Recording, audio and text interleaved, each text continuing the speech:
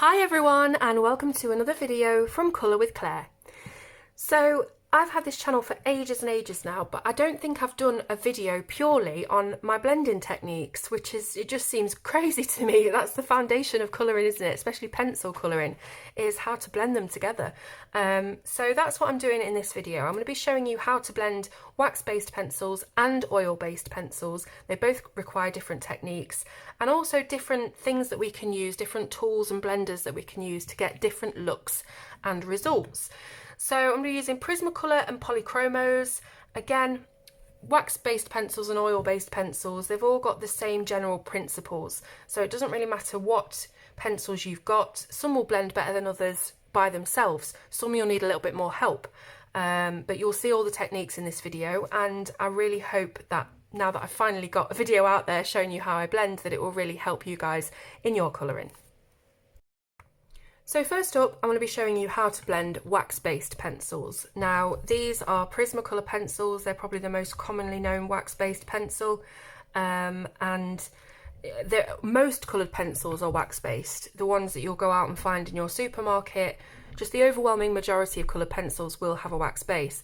You also have oil-based pencils, which are slightly less common, and they have a completely different application to wax-based. So I'll be talking about those a little bit later on, but for now we're going to be sticking with standard wax-based pencils.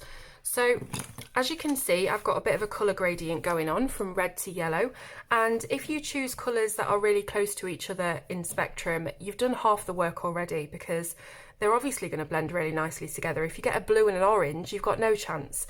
But if you create that kind of blend with as many different pencils as you can, half the job is done.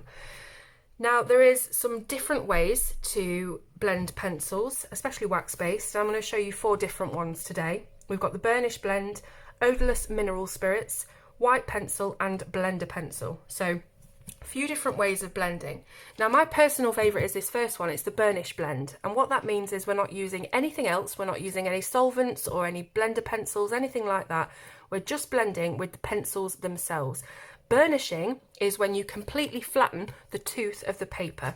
So for example, when you think of paper, you know, the layman might just think paper surface is flat. But actually, we know that it has loads and loads of tiny peaks and valleys like this.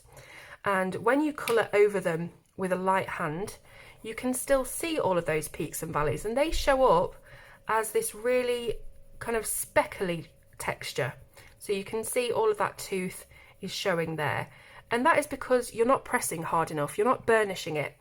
When you go in and press really hard on the paper, you can't see any of those white speckles, and that's because you're pushing all of these valleys, peaks and valleys, down into one flat line like we had here. So that's what burnishing means. You're pressing down and compacting all of that rough tooth of the paper. Now, it should be said before we move on that a lot of coloured pencils will act differently to each other, and it does also matter what paper you're using. So some paper doesn't have as much tooth, some paper's really rough, especially paper like mixed media paper or watercolour paper. They have a very, very thick, very rough, dense tooth to catch all of that wet media, obviously, but they're not fantastic when it comes to coloured pencil because there's just too much tooth to go at. So what you want is something ideally that's kind of in the middle. You don't want anything smooth or glossy like a magazine cover. You're not going to get any kind of decent texture or blend out of a smooth glossy paper. But when you've got something that has a light tooth, so you can feel it's slightly rough, and you get that kind of look when you put your pencil down, it's catching, it's gripping a bit of pigment from your paper, but you can still see the white of the paper showing through. That's the kind of paper you're looking for. So we'll start off with that burnish blend, my absolute favourite. Now, what I do is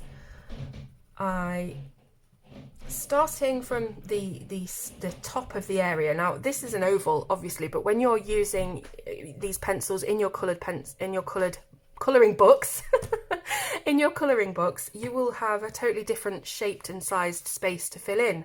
So this could be someone's dress, it could be a field, you know, it's any kind of area in your colouring book that you want to fill in with a gradient. It could be a sky, whatever. You just have to try and gauge how much colour to put down. to fill that space. So I have 7 different colours here. So my 2 middle colours are the orange and the yellowed orange, these two. So I know that they need to end up around about in the middle of the oval to get a good overall spaced out blend. So that's how you kind of gauge it, and it gets easier to do as you colour, really. So the burnish blend, you can see I've started off the blend with medium pressure that has completely flattened out that rough tooth. And we know that because there's no white speckles showing at all on this bit. But then as I've come further towards the centre, I'm doing that really light pressure now. Instead of pressing really hard, I'm just touching the pencil to the paper and creating a base layer, if you like, a transition layer for the next colour to blend into. Because if we just do it really hard and we stop without that transition area, our next colour is going to go straight up against it and it's not going to blend at all. It's just going to look very just like you've stuck one colour next to another. But what we want is for it to look really smooth. So that's what your transition area is for. So we'll go to the next colour. That one was crimson red. I've then chose permanent red. And instead of starting here at the edge of the transitional base area, we're going to start here where the burnished area stops and the transition begins. So it's kind of halfway. And doing that with a medium pressure again, that's what creates the smoothness of the blend. So going straight over the last colour that you put down and pushing fairly hard. I call it medium pressure because it's not really, pushing the pencil into the paper, but it's a decent pressure. You're going over the transitional area you made with your crimson red and completely getting rid of all the toothy speckly area. But then as we move out again, you can see I'm creating that really light transitional area again. And that is the process from start to finish. So you'd come in with your next colour, you'd go over the middle of that, over that transition area. You'd press quite hard and you'd get rid of all the tooth from your previous transitional area.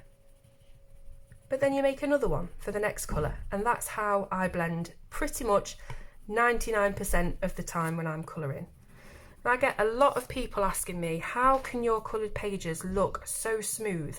They look like they've been printed, they look like they've been digitally coloured. How can you get your colours to look like that? And this is how I do it, the burnish blend. Very, very simple. Going over that transitional colour again with harder pressure,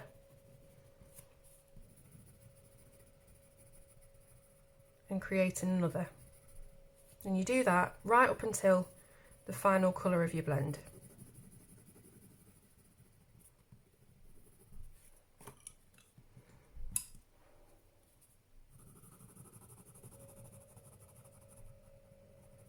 I'm actually using long ovals to colour with.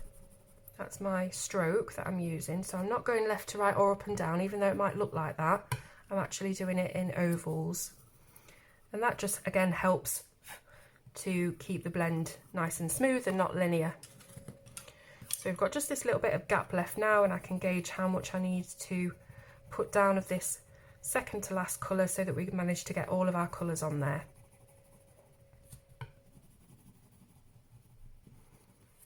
Great thing about the burnish blend is that it's quick, so you're not having to spend time layering and layering and layering, because that is quite laborious to do. Some people do prefer to do that, and it is a very much a personal preference thing when it comes to coloured pencils. So, I can't say that one's better than the other really, because it just depends on the person who's using it. But the burnish blend is my favourite because it's quick, it doesn't wash away any of the brightness of the colour, it keeps all of that really vivid pigment in there, and it looks really, really smooth.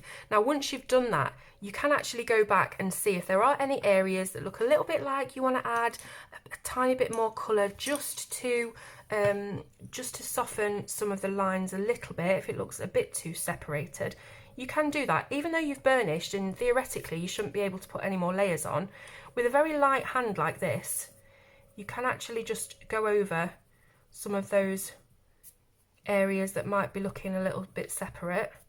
So up here, I think that this one does. So I'm going to come back in with the permanent red here and just do a little bit more blending. Very, very light hand, as I say, because we don't want to create any more streaks.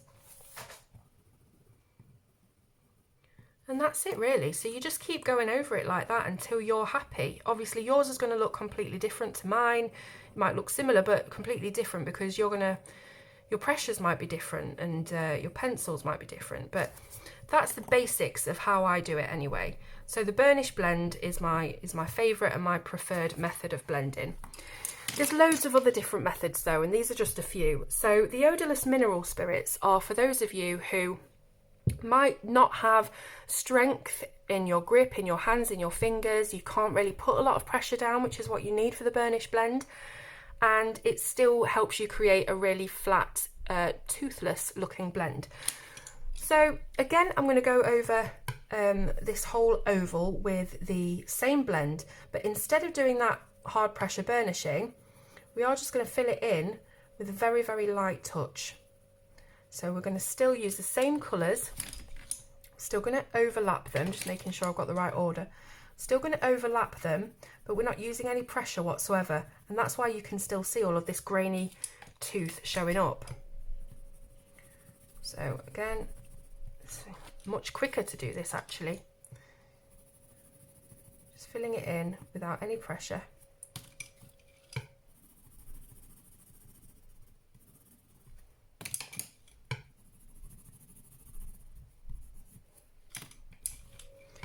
Final colour is the yellow. So there we go, we've used no pressure, we've still got tons of tooth. Now odorless mineral spirits come in all different shapes, sizes and brands. My favourite one is the Spectrum Noir Pencil Blending Solution. It's readily available on Amazon. You can also use something called Zest It, which comes in a bottle, or it comes with a blending sponge like this one. There's quite a few different brands of solution and spirits that you can use to blend. Also, the actual thing that you use to blend with is very much personal preference as well. A lot of people use odorless mineral spirits with paper tortillons like this, paper stumps, which is compacted paper, tapered off to a point, and then you'll dip it in there and use that. I find sometimes that this can be a little bit too hard, as in the density of it, so it might create streaks. So my favourite way of doing it is just to use a normal bog standard paintbrush. So all I do is dip it in, you don't need a lot, and then just go over the whole thing. And you should be able to see pretty much instantly the tooth just disappearing. Now what the odorless mineral spirits are actually doing is they are dissolving all of the wax that is in the pencil that you've put down. So each pencil contains a core of a mixture of wax binder and pigment, which is your colour. When you put the odorless mineral spirits down, you're dissolving all of the wax, leaving only the pigment. Now, this can have a lot of different looks depending how much you put down and how hard you press, etc, etc. But you can see that it has taken this look over here away and flattened the colour a lot more. So if I just use this odorless mineral spirit over this area, you'll be able to see probably clearer what I mean. You see how it's dissolving the wax, leaving only behind the pigment. So you can see the difference there. Now it is a little bit more streaky looking obviously than the burnish blend. It doesn't look fantastic, but to be honest with you, I found the best way of using odorless mineral spirits is to put one more layer over the top of it. And for some reason, I don't know why, it's probably because it's got that dissolver in it, and it just seems to leave a very, very nice surface for you to then go over and do your last layer. It feels really smooth and your pencils just glide across it. I guess it's soaked the tooth or something, I don't know what it's done, but it just looks a lot better. So I'm going to show you what I mean by that. So here we go, back in with our first colour, and I'm using exactly the same pressure. I'm not going any harder, even though the colour looks much more saturated and a lot brighter, doesn't it? And that is the odorless mineral spirits doing their job. And the surface just feels, you can just glide your pencil over the surface. Now when you're using odorless mineral spirits, you may notice that it creates a bit of a halo around what you've put it on, so it spreads a little bit, and sometimes it might even go through to the other page. But don't worry, it's not permanent. Once the solution has evaporated, it doesn't dry, it's not wet, it evaporates. Once that happens, you'll have no ghosting, you'll have no shadow or haloing or anything. It would completely disappear. But just look how beautifully your pencil is now going down over the top of that mineral spirit. Again, using exactly the same amount of pressure. So if you do have problems with your hands, you find motor control, anything like that, you cannot use hard pressure, get yourself some odorless mineral spirits and it makes the whole job so much easier. I'm just going to finish off this oval so you can see what the end result looks like. And as you can see, again, we're not losing any of the brightness of the colour. So it's really good in that sense as well.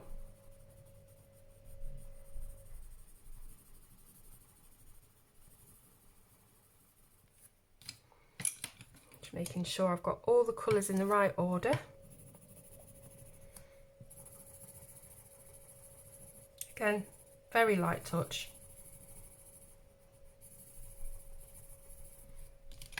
And finally, the yellow.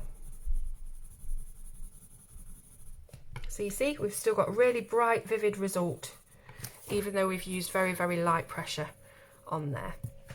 So that's the odorless mineral spirits. Now, another way of colouring, or burnishing rather, your work, your blending work, is to use the white pencil.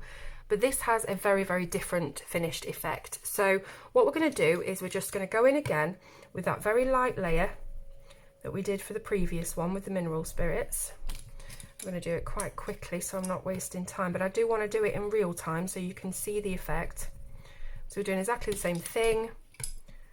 One layer, light pressure.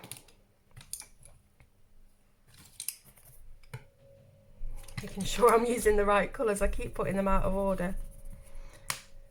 Here we go.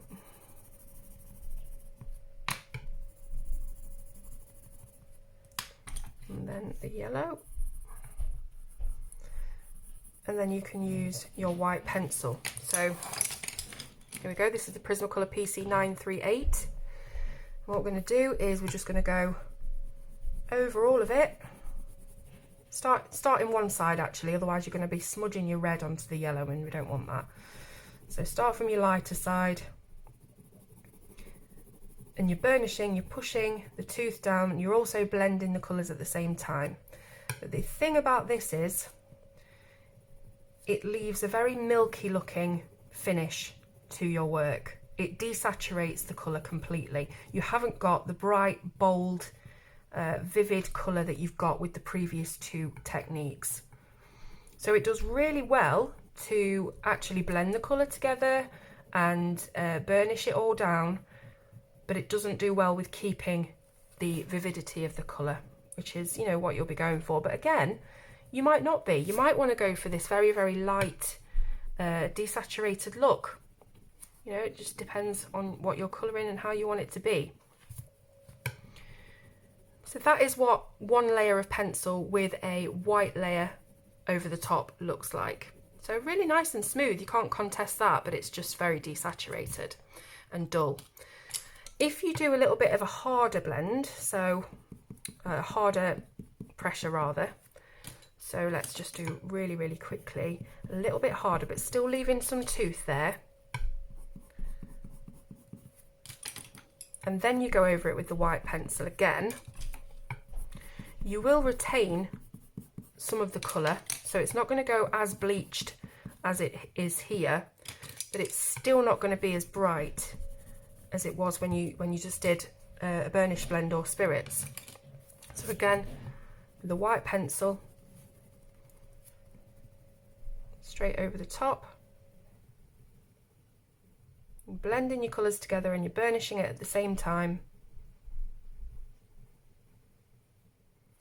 And it's really nice, but it does soften the colour somewhat, and it just bleaches a lot of the vibrancy out of it.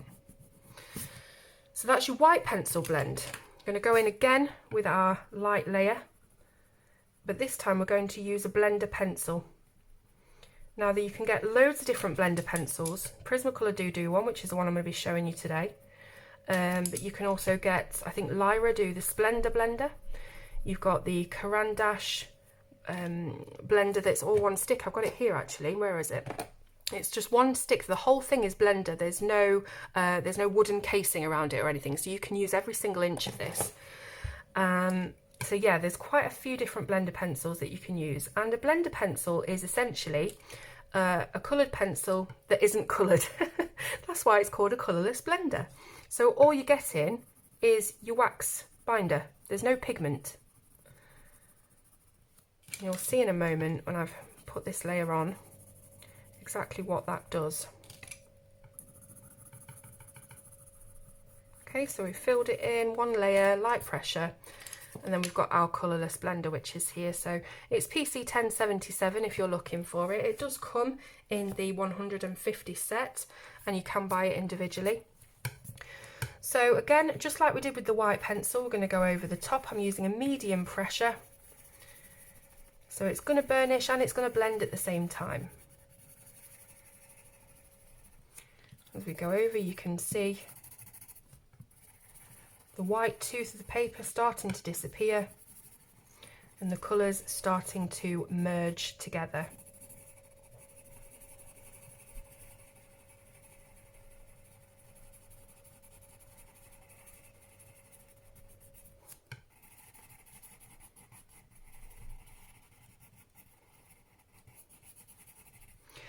And the good thing about the blender pencil is it doesn't really take away any of the vibrancy like the white pencil did.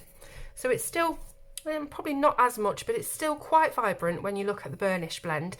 The only thing it does do is it can leave a little bit of a speckly, not speckly as in the white tooth, but a little bit of an odd look, an odd texture. It looks a bit rough. It doesn't look as completely smooth as the others. So again, it's just personal preference with whatever's easiest for you, whatever's an easier technique for you to use, or you can just try all of them and see how they all work for you. But again, just looking at this patch up here, if I just use the colourless blender on that just to show you on a solid colour, this is what's happening. So you are blending it out, you're burnishing it at the same time, but it does leave a little bit of an odd texture to it. So that's 4 different ways that you can blend your wax coloured pencils. Now, I did mention at the start of the video that wax and oil are very, very different to use, and you'll often find people who've used Prismacolor for ages finally get a set of polychromos or Marco Raffine or some other oil-based pencil, and they just cannot get on with them. You know, they're too hard, they streak too much, they just won't blend.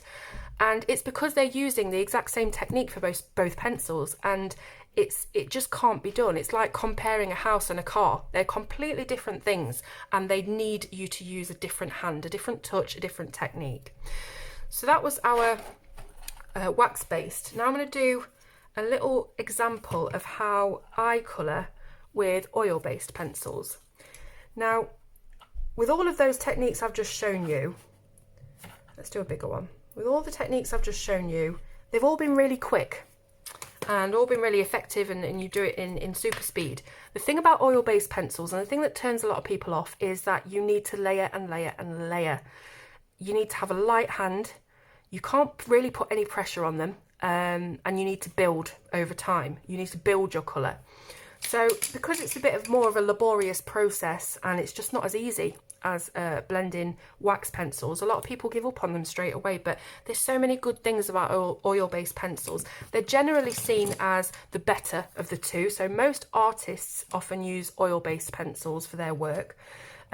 Because they're harder as a core, they don't break anywhere near as often, they don't crumble, they don't leave a lot of detritus and debris.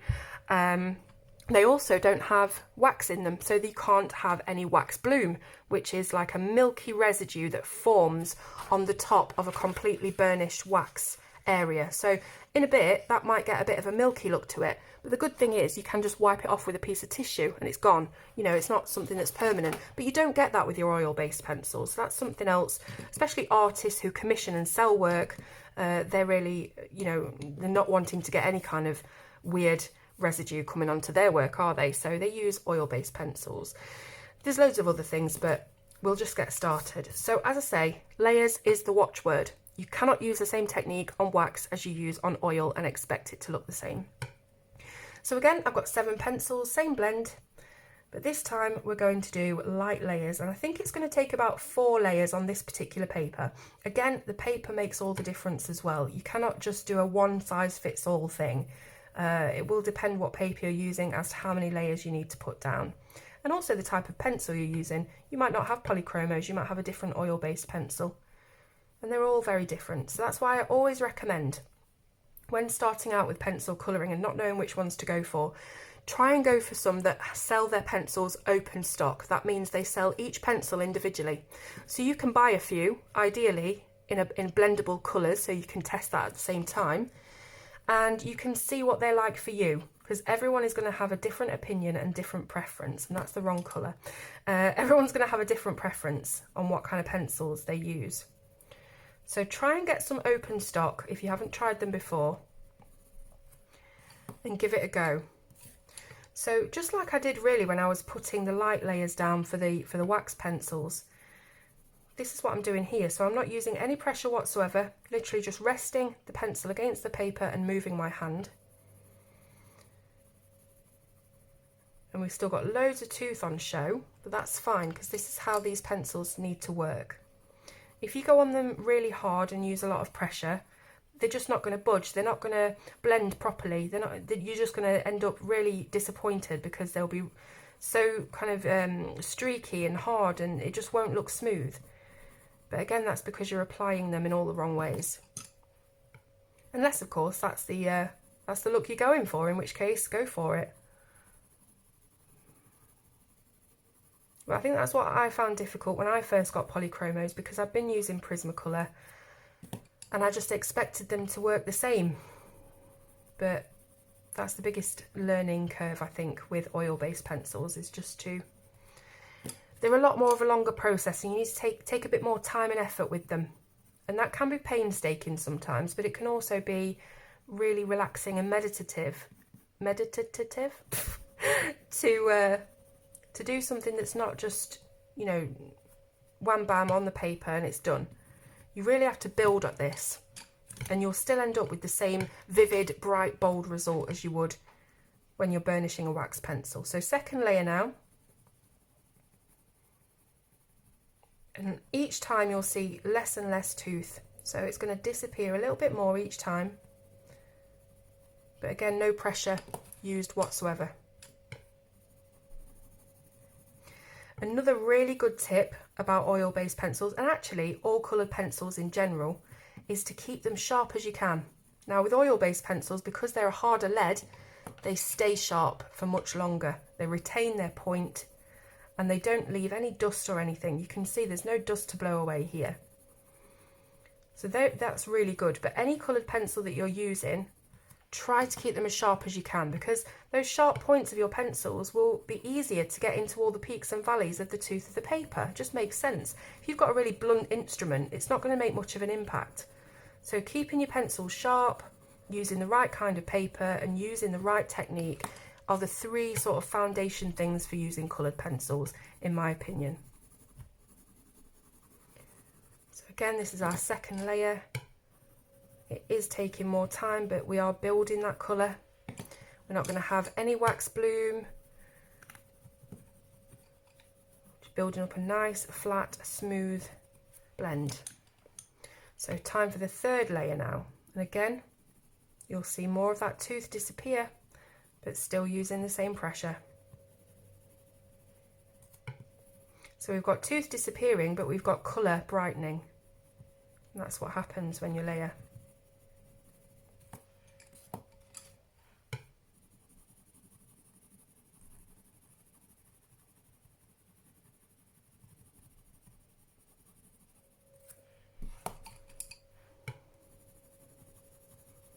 And you'll see that the blend is just incredibly seamless. So it takes a bit longer, takes a bit more patience, but plenty of people prefer oil-based to wax-based. As I say, my biggest recommendation is to get yourself some open stock if you're not sure. It's the only way you're going to find out for certain. It's not by watching these videos, it's not by watching me, it's for trying it for yourself. So if you can, grab some different coloured pencils in open stock so you can do it cheaply without having to break the bank on a full set, and test them all out for yourself.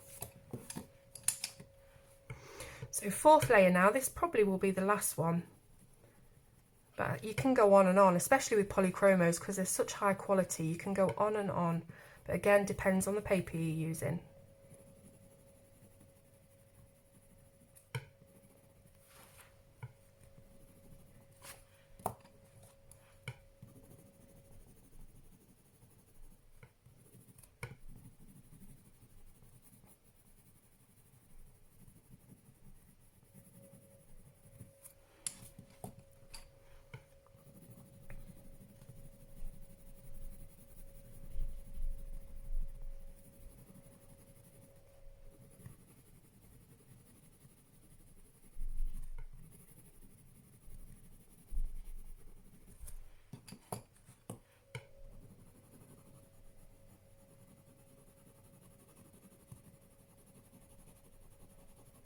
So I'm still doing those ovals, those long ovals like this. Pencils are nice and sharp, so we're getting rid of all those speckly bits little by little.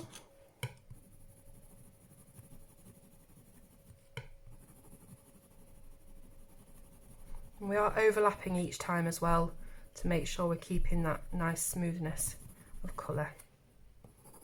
Just going over with this, which one's this? The dark chrome yellow, just going over any areas that might look a little bit speckly up here. You can do that with your lighter colours. You can go and use them as a bit of a blender. Nifty technique.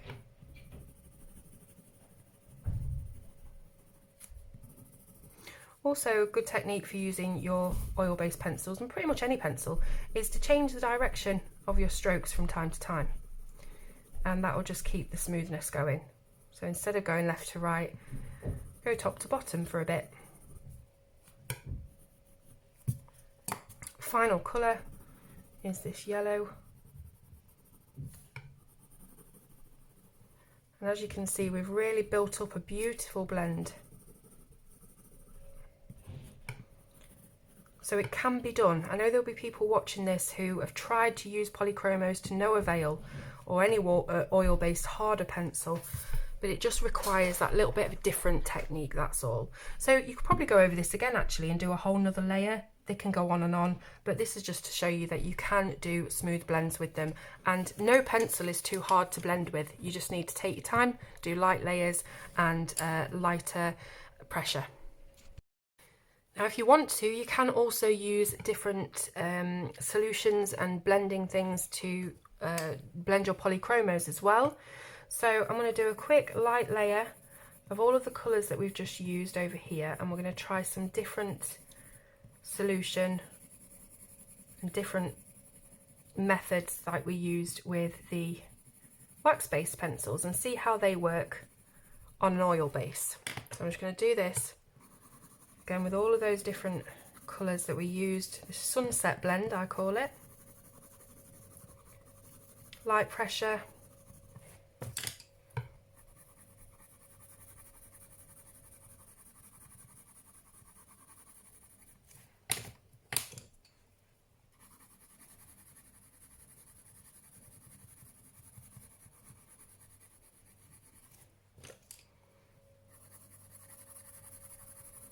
You see how I'm overlapping almost entirely the previous colour that I put down.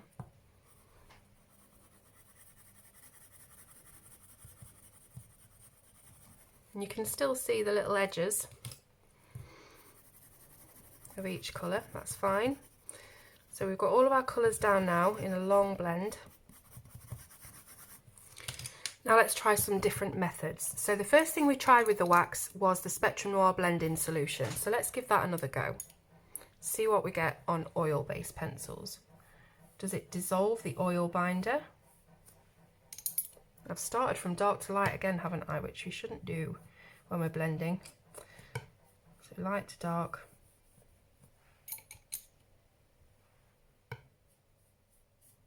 You can see that yes, it does dissolve the binder and it does flatten out the colour. So a lot of people think that your blending solutions are only for wax, because you often hear it dissolves the wax, but it also dissolves the oil. So any kind of binder in your pencil is going to be dissolved by this blending solution. So that's the first bit, that's the first blending type that you can use. As you can see, it's not as vibrant, but it's a bit smoother. And again, like we did with the wax, we can go over with our oil and it just instantly deepens the colour, even though you're still using a really light touch. So that was the blending solution. Now we've got the white pencil.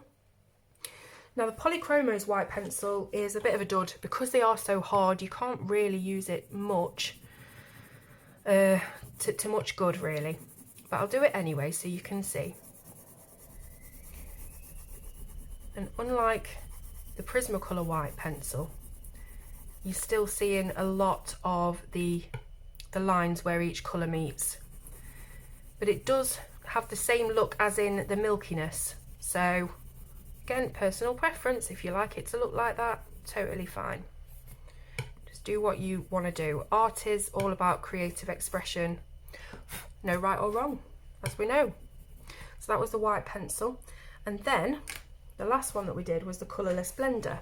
Now, Lyra pencils, Lyra Rembrandt, are also oil-based, and that's why I'm using their Splendor blender to have a go at the oil-based Polychromo blending. So again, it's got a bit of green on there, just ignore that. Should have sharpened it and cleaned it first. So again, we're doing the same thing as we did. Going over it with the colourless blender. And yes, it is flattening the colour a little bit, but it is still leaving that very grainy, gristly look, which is not really attractive. But if you are going for a textured look, fantastic tool to use. It's not really doing a great job of blending the colours either. You can still very much see where each colour ends. But again, just experiment. Do whatever you think. You've all got your own ideas. You can use Vaseline, baby oil. There's tons of different things that you can use to blend. So I'd love to know in the comments what your favourite blending type is. If you've learned anything from this video, that's wonderful, and do tell me, because it really spurs me on to keep creating videos when you guys get something really useful out of it. Any other questions you've got, again, just let me know and I'll try my best to answer them for you. As you know, I'm not an artist, so to speak. I'm not a professional, but this is just tips and tricks that I've picked up over time. About 5 years I've been colouring now, and yeah, so that's it really. Any questions, just ask. Please do give the video a thumbs up if you've enjoyed it, and subscribe to the channel if you haven't already, because you'll see a lot more videos like this. So thank you so much for watching, and I will see you soon on Colour with Claire.